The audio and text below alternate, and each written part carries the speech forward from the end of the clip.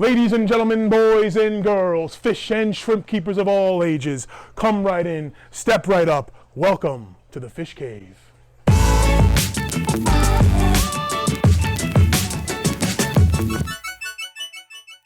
Welcome to the final Fish Cave tour of the year. We're going to be covering all the tanks, the big boys in the 125, all the tanks here in the rack system, as well as some fish in that 55-gallon over there that no one has ever seen. I've had them for a while, but I've never shown them on the channel before. But before all that, guys, there's actually a few tanks to check out in the house, so let's do that.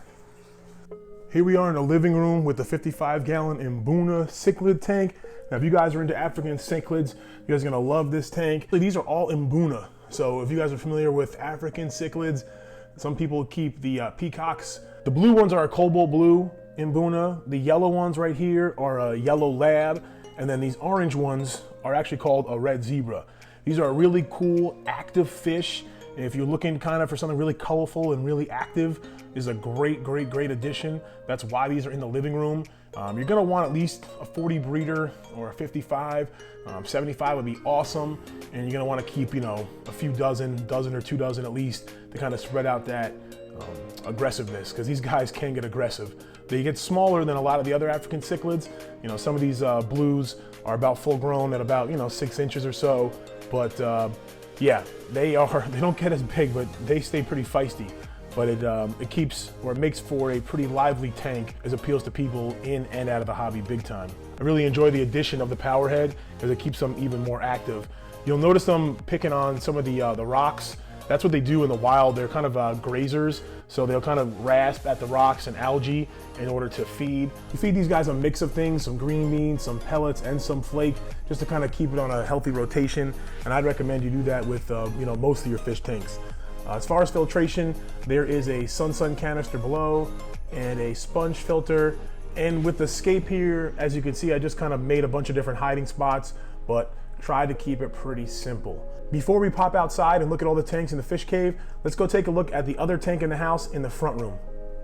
This tank is a mess right now. This wood used to be covered in Java moss, but essentially this is what happens when your light goes out and you wait essentially, I don't know, I think I meant to put a new bulb in here for a week and a half, 2 weeks, and pretty much all my moss melted back. I ended up moving the remaining parts of it to other tanks to kind of salvage it, and I just got a bulb on here, I don't know, a few days ago. So this tank is kind of a disaster, and this is what happens when the holidays come around. And it's been getting some water changes, it's been getting fed. The only inhabitants right now are these 2 super red bristlenose plecos and a bunch of cherry shrimp. My goals with this tank right now are to hopefully grow this super red pleco out right here. I'm hoping it's a female, because the other guy I have is definitely a male, and breed these super red pleco. Now, in this tank, I really don't love this tank. I want to redo it. The current substrate is just some pool filter sand, and it's got some plants growing well, like the Anubias and this Apontageton boviniatus that I actually got from Aquarium Co-op. It kind of died back on me, and the bulb plant, shot back up, which actually I'm really falling in love with these bulb plants, these onion bulb plants. I got a few out in the fish cave we'll take a look at as well, but it's really kind of one of my new favorite types of plants. So they've been growing well in this tank, although I haven't been able to really grow any kind of carpeting plant because, there's no really decent substrate for them. All the brown stuff you see is actually just dust from the plecos. This big boy over here who's shy, he loves to chew, and he actually kind of lives a lot of times up in this piece of the wood there. There's a hole back there. So that's what you see on the ground there. And I would love to eventually get some dirt in this tank, totally redo it. So until that time comes, I'm just kind of putting this tank on autopilot, doing the weekly to bi-weekly water changes, and hopefully growing this pleco out to breed, and letting these cherry shrimp kind of explode in here. They're not going crazy, but I think I only put like 6 in here to begin with. I have to start culling because there's at least a few dozen. I apologize, I should also mention this tank looks like a disaster because I just performed a water change about an hour or 2 ago, and it just takes that long for this to settle down, and I needed to film the video. Right now I've been just taking care of the mandatory maintenance and growing these guys out, and also hoping to get these rabbit snails to breed. This is my Big Daddy rabbit snail that I got from my buddy Chris. There's a few others. There's one back there creeping around. These guys are really cool. I actually had this rabbit snail breed, pump out like 4 or 5 babies over the course of a few months for me, and I moved it to this tank, and I think it's only put out maybe 1 baby since I moved it. We also have, there's a mystery snail hanging out there. There's another baby rabbit snail you see kind of hanging back there. See if we can zoom in a little bit. But they're really cool, especially when they're tiny like that, and their shells are kind of almost perfect compared to the mom/dad over here, who has some of that white, from the lack of calcium, I guess, as they get older. But as you see here, this guy or girl is growing, and the shell looks pretty good quality. So I'm happy about that. Lets me know that there's enough hardness in the water. Same thing with these cherry shrimp. They're reproducing well, seem to be molting well. Also lets me know there's good, amount of hardness and good minerals in the water. Not that that's really ever an issue with my water. Enough of the plecos and shrimp for now. We got some more of those in the fish cave.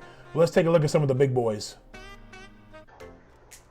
So here we are in the fish cave at the big 125-gallon tank, home to Bert, Ernie, and the gang. We got a few big plecos right here. This guy seems to be like frozen in time, but catch him on camera because usually they are hiding.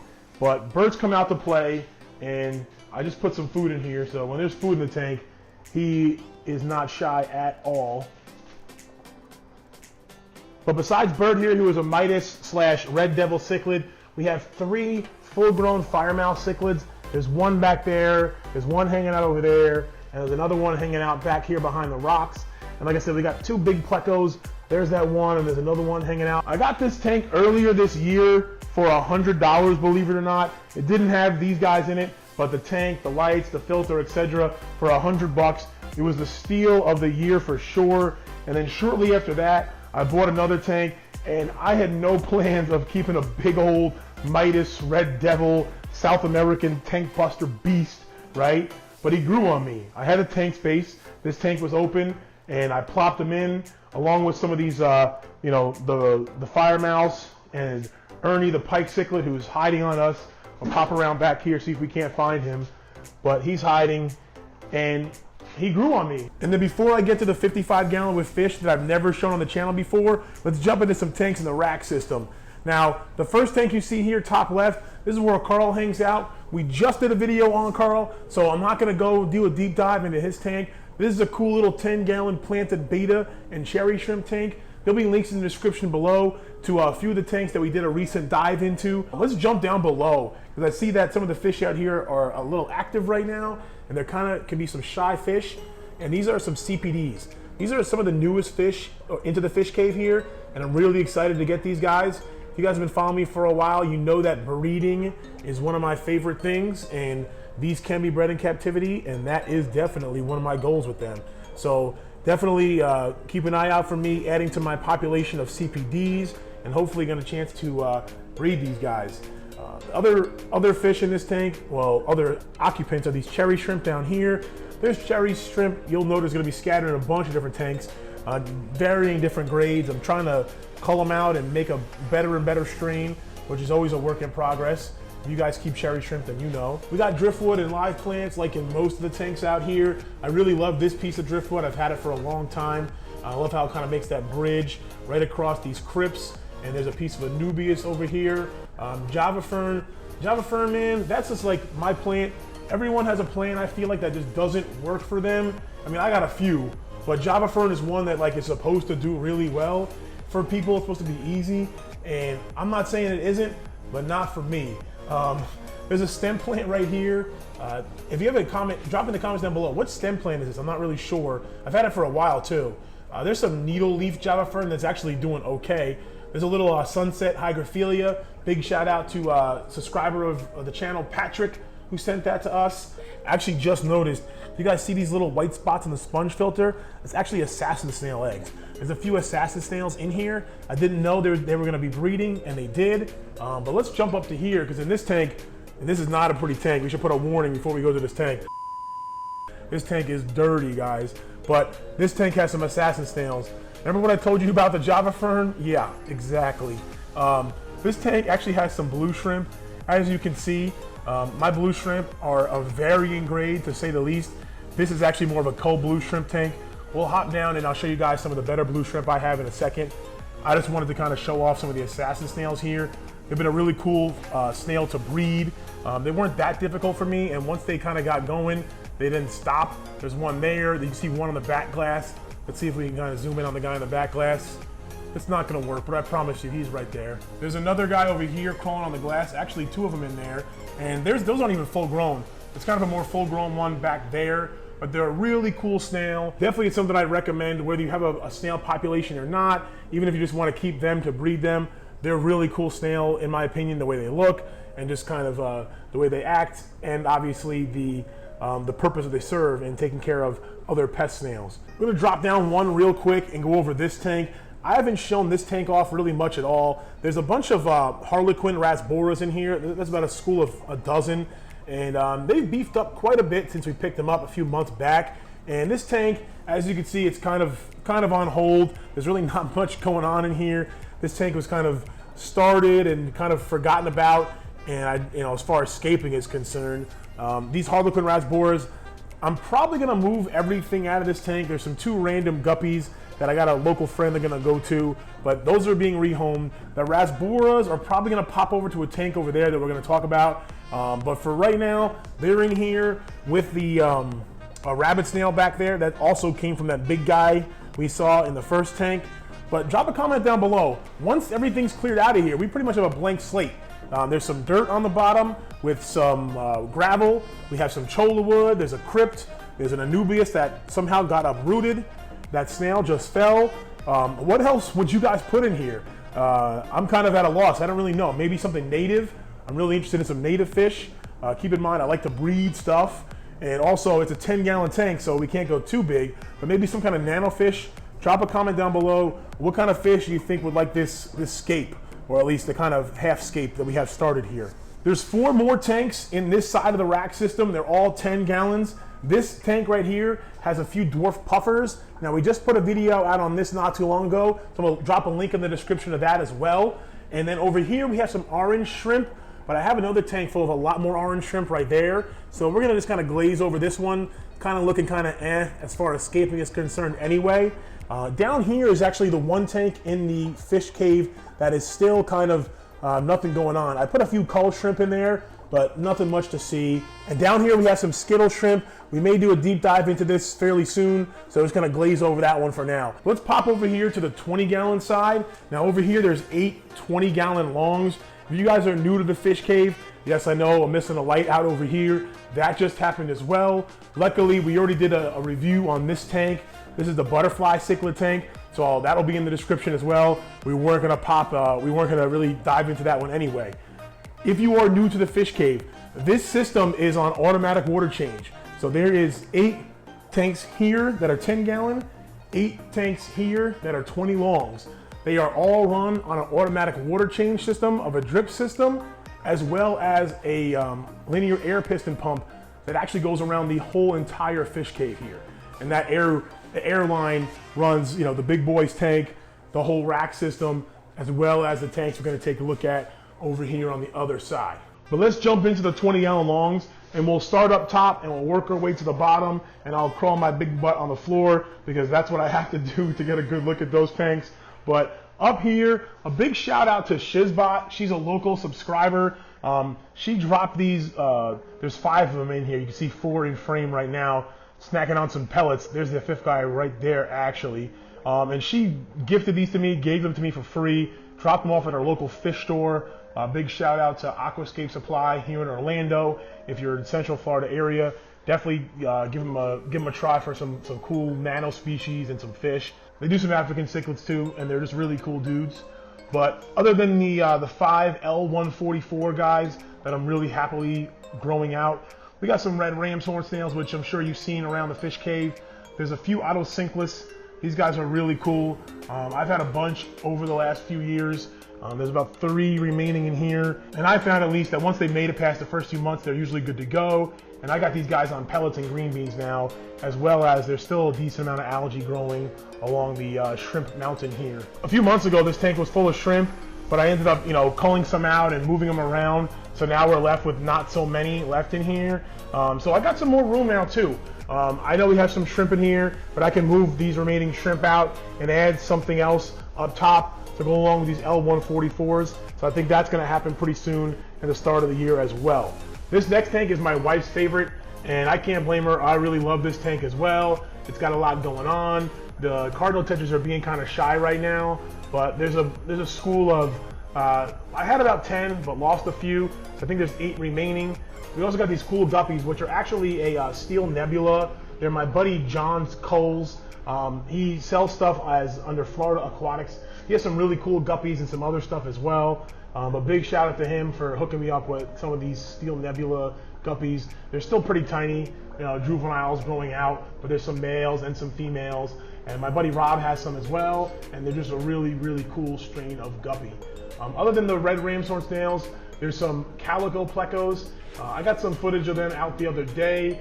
It looks like they're hiding right now. I rarely see these guys. Some of my bristlenose plecos are more skittish than others, and these guys are like the most skittish of all my bristlenose plecos. I rarely see them. The plant you see growing everywhere in the middle of the tank is some hornwort. If you guys are looking to grow a plant that you almost guaranteed to grow, definitely check out hornwort. I know some people say, oh, when it doesn't grow, the needles drop everywhere. But I feel like it's like the easiest plant to grow, and it's really good at sucking up some nitrates as well. On the bottom here, there's some dwarf sage propagating. I also got a few bacopa stems, as well as some little tiny, that's actually a little pink flamingo crypt that I took a crown off of a bigger one I had. As we move over here, you'll see some crypts. Now this crypt I've had for a while. I'm probably gonna split it up soon. I'm really getting into crypts, just like I like those bulb plants as well. And I think the last plant in this tank to round it out is this red melon sword. So this tank usually has quite a bit going on, even when the plecos are hiding. There's a good assortment of plants. And we kind of got a carpet growing in, which is pretty neat for a guy who's still pretty new like me. Now I'm pretty sure this next tank is gonna be a crowd favorite because we're gonna see some fish we haven't seen in a while, and I've been meaning to update you guys on, and that are these dwarf praecox, rainbow fish, or the dwarf neon rainbow fish. And as you can see, they're putting on some size. You can start to tell male versus females. They got that yellow versus the red kind of highlights in them. And we lost quite a few. It's definitely a success. A big shout out to my buddy Tom at Team Aquatics. If you haven't checked out his channel yet, definitely go check it out. He's got tons of fish, lots of cool plecos, and some pretty amazing looking shrimp as well. But he hooked me up with these in the mail as eggs on a mop, a spawning mop. And I hatched them out, and there was probably a few hundred eggs, and I think I got, a few dozen fry. And right now we got somewhere around, it's really hard to count these guys. I think we're left around 15. And I think some of the big guys started eating on the smaller ones. I had them actually in that 10-gallon tank for probably longer than I should have. But like I said, guys, I'm really new to this. Growing and hatching hatching fish from eggs was brand new for me. So was not a wild successful hatching, but the fact that I got some, growing out, look to be healthy. Hopefully the plan is still to grow these out and breed these, and then hopefully, like I said, learn and grow and then share that knowledge with you guys. But so far it's been a really rewarding project. I stuck these guys in here with some yellow shrimp. I realized that putting these dwarf neon, even though they're still fry, I have a chance of them picking off some of the smaller shrimplets. Although I really haven't seen them even try to attack the shrimp, which has been a good sign. Now, if you guys want more updates on these rainbow fish, I'll probably do a video by itself updating you on these rainbow fish in the next few months as they get a little bigger, and we'll talk about, breeding them, and they'll get their own tank, etc. Speaking of breeding, there's been some shrimp that have been busy, and it's been the orange shrimp in this tank over here. I just fed them a little bit ago. I think they've had some time to congregate, and I put about, 12 orange shrimp in here, and as you can see, there's a few mystery snails in there as well. Plenty of trumpet snails. They're congregating on the back, and there's quite a few buried shrimp also, so I'm expecting some births soon, and kind of an explosion to happen in this tank in the next few months. Other than the shrimp, like I said, we got some snails, we have some driftwood, this really neat patch of Anubias. Over here, there's some more Anubias and some shrimp that didn't make the journey to those shrimp pellets, but they wanted to hang out here and graze on this piece of Mapani wood, and I think that's a buried one right there. But as you can see, there are plenty of shrimp in this tank. They're harder to see on this part of the substrate. I kind of went with a split substrate that got mixed. Like I said, it's going to be a while before I enter an aquascaping contest, but believe it or not, that is a goal one day. This dwarf sage has been taking off in most of my tanks. It hasn't really been growing super quick, but if you're someone out there that kind of wants an easier to grow carpet plant, that you don't need crazy light, you don't need CO2. I don't have CO2 in any of my setups. I know only fertilizer I use is Easy Green, and between you and me and anybody else who watches this video, I don't really dose it regularly. When I was dosing it for a few months regularly, I definitely saw more consistent growth. But even with dosing irregularly and just some standard fluorescent lights, I don't do anything special in here. Like I said, I've gotten this to kind of, start a carpet, and the same thing in the betta tank, it's just regular standard lighting. To all my cichlid fans out there, hopefully we didn't lose you yet. I know we already kind of went over the Africans and we saw some of the big boys, but here's some more African cichlids. These are ones you don't see every day. These are a late Tanganyikan cichlid, and these are actually what they call a daffodil cichlid or a Leo Lamprologus poacher. And these guys are about getting to breeding age. There's 5 in here. I've noticed there's one dominant male back there who hangs out, and I think I'm starting to notice a few females. They're pretty skittish fish. I've been feeding blackworms to anything I'm trying to breed, and it's been doing well. I actually kind of stopped feeding them blackworms because I don't want them to breed yet. I want to set up my fry rack first. So I've been, just switching it back to flake food and still good quality food. And if they breed, they breed. But like I said, I'd prefer to get the rack system set up before I have these guys holding. And I just have some hornwort here. They say no plants with African cichlids, but we actually have some purling hornwort in a tank with, once again, like just some standard fluorescent lighting in a bulb that hasn't been changed in months and months and months. And here we have some purling hornwort. All right, we're down to the last 2 tanks in the rack system before we hop over to the fish that you guys haven't seen yet. And that means I got to get my big butt on the ground. So bear with me, guys. We are going down. Okay. Down here we have some shrimp that are off of the blue line as well. Some of these kind of have that blackberry, blueberry look with the darker than the lighter. I have some culling to do, but for the most part, I really leave these tanks alone. I really try to stay out of the shrimp tanks. I'm not really trying to actively cull and work a line. I just kind of stay out of the tank and let them reproduce. They're actually hanging out here. I got a few more calico bristlenose. You'll see the one guy hanging out on there in the wood. He loves that spot. Leave a comment down below if you guys have bristlenose plecos and plecos in general. They're like the bats of the fish world. They always like to kind of get underneath wood and hang upside down. I don't see any of the parents, but if you look really closely on the glass, see these little dots? Those are actually newly hatched baby blue mystery snails. So I think we've seen some blue mystery snails in some of my other tanks. These guys actually laid eggs. If you haven't seen them, there's a clutch up there, and they leave their eggs above the water. And this is the second time I bred these blue mystery snails. And you can see there's another one right there. And essentially, then they hatch and crawl back into the water. And if we scoot over one tank, we'll come to another tank filled with a bunch of cherry shrimp congregated right here because I dropped a few pellets in, of course.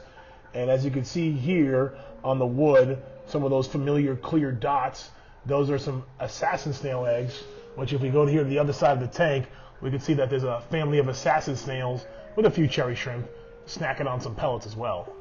This tank was one that kind of wasn't supposed to be.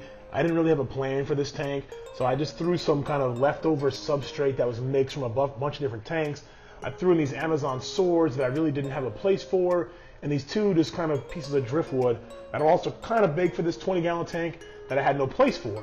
And I kind of left it there. And a few months later, I'm peeking over here, and the Amazon swords seem to be kind of taking hold, and all of a sudden I look and I see a shrimp or 2, and I was like, oh, okay, there's some shrimp. Somehow some shrimp made it in there. I didn't think much of it because at this time I got a lot going on. I'm still putting up tanks and figuring out what I'm doing. Next thing I know, there's dozens and then more shrimp. And all these shrimp essentially came from a few that got left in here when I moved over the plants and some piece of wood and some water from another tank. If you watch some of my videos on cherry shrimp, you'll know that I think that kind of leaving the tank alone and letting them do their thing is one of the best things you can do in a shrimp tank. So I've been yapping all video about this tank. Let's talk about it. Right after we check in with some of the fish we got the other day, our Bisher buddy, and we got the panda cories chilling out here. Let's see if anybody's home. There's the Bisher over there, still without a name. I got it down to a few, so we're probably gonna do an update video when we move him to a final home, as well as some of our panda cory buddies that seem to be hanging out back here and behind the wood. So we'll do an update video on them, but I wanted to show them off before we got into this tank right here. And these fish I've had for a while, but like I said, they're kind of in a temporary tank. This tank has been set up all over the fish cave. It was set up right here for a while. Now it's over here, and eventually I'm gonna wave my magic wand, turn this 55-gallon tank into a 75, and move it onto a rack system right here below a 90-gallon. But that'll be here in the future, 2019 plans. These fish will be going into that tank, so let's talk about them and introduce them to you. First and foremost, we have two beautiful, beautiful big rainbow fish. Now, if you notice that one guy's got some issues going on back there, I'm trying to work on it, but I'm not exactly sure what it is. There was a red-tailed shark that was picking on the guy a little bit, so I took him out. But let me know in the comments down below. He's missing some scales. It doesn't seem to be bothering him too much, but I obviously want to make sure that he pulls through and does okay. But a big thank you to my local buddy David for hooking me up with these beautiful rainbow fish, as well as these really cool tetras that you don't see that often. These are red-blue Colombian tetra. You see this neon kind of blue along the top with the red tail, and these guys aren't even really colored up all the way. Like I said, unfortunately, I had a bare bottom tank with a few pieces of hornwort and some fake plants and breeder boxes all around, so it's not an ideal situation that I want to eventually set up for them with a nice big heavily planted 75. But like I said, they've been in here for a while and they seem to be doing okay temporarily. On the bottom, we got a pretty heavy bottom crew. We got a bunch of plecos that I've hatched out and kind of had here that are ranging from a few weeks to a few months old. There's also a decent school of the albino cories that are also, once again, from my local buddy Dave. So big thank you, Dave. But I'm really excited about these fish, especially these red-blue Colombian tetras and these rainbow fish. Eventually, I want to get these guys to breed. We think they're two males, though, actually. So we might have to pick up a female somewhere. But I think breeding these rainbow fish would be pretty cool. And maybe picking up even some more of these red-blue or blue-red Colombian tetras would be pretty neat. Thanks for joining me on the tour. I got some really cool tours lined up in 2019 to some places we haven't been to yet. Happy holidays to all of you, your friends, family, and your fish. As always, stay positive and stay passionate.